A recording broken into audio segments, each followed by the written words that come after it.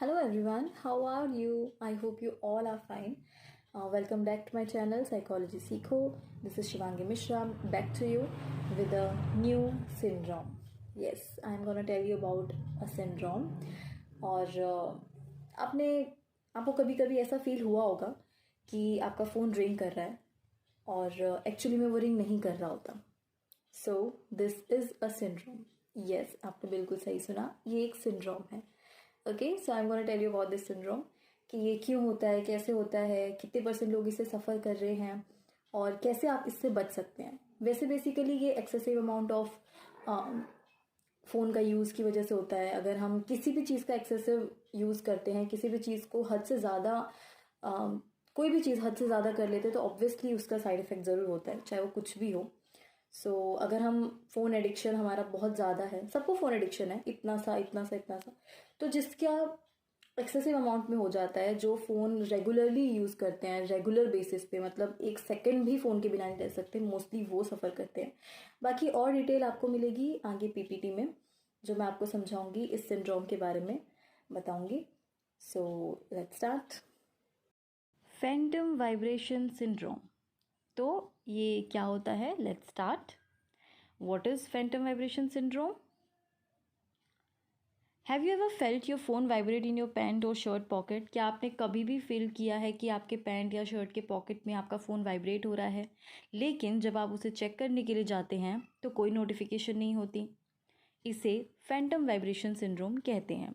ये जो हमारी फीलिंग होती है फ़ोन वाइब्रेशन की, जबकि जब हम चेक करते हैं तो वो न्यू नोटिफिकेशन नहीं आई हुई होती है या फिर हमारा फ़ोन रियलिटी में रिंग नहीं कर रहा होता है, तो वो फैंटम वाइब्रेशंस होती हैं.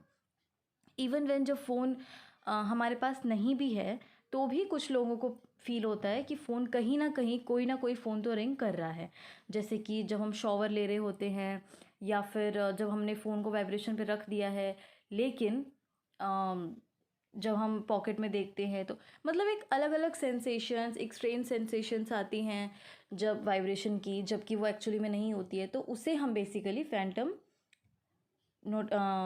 वाइब्रेशन सिंड्रोम कहते हैं और इसे रिंग्जाइटी भी कहा जाता है. इट्स अ फीलिंग और परसेप्शन. ये एक ऐसी फीलिंग है, एक ऐसा परसेप्शन है, ऐसी हेलुसिनेशन है जिसमें कि किसी का मोबाइल रिंग होता है या वाइब्रेट होता है, ऐसा उन्हें फील होता है, ऐसा उन्हें हेलुसिनेशन होता है, ऐसी उन्हें फीलिंग आती है, ऐसा उनका परसेप्शन होता है. बट एक्चुअली में इन रियलिटी ऐसा नहीं होता. मतलब रियलिटी में वाइब्रेशन नहीं हो रही होती है, रिंग्जाइटी है वो. और इस फीलिंग को, इस जो हेलुसिनेशन है, ये जो परसेप्शन है, इसको हम रिंग्जाइटी यानी कि फैंटम वाइब्रेशन सिंड्रोम कहते हैं. Phantom vibration syndrome and phantom ringing syndrome is a perception that one's mobile phone is vibrating or ringing when it is not. As I said कि phantom vibration syndrome या anxiety किसे कहते हैं या फिर phantom ringing syndrome किसे कहते हैं.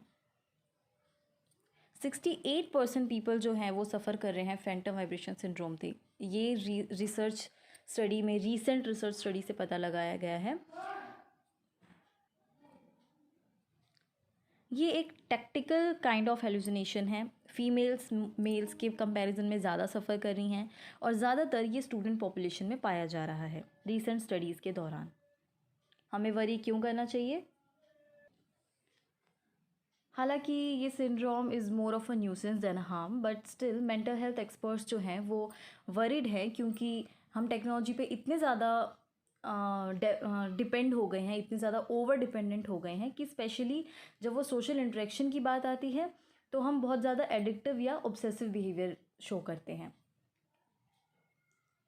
If you are weird out by the phantom vibrations, here are some strategies to help. हम इससे कैसे बच सकते हैं?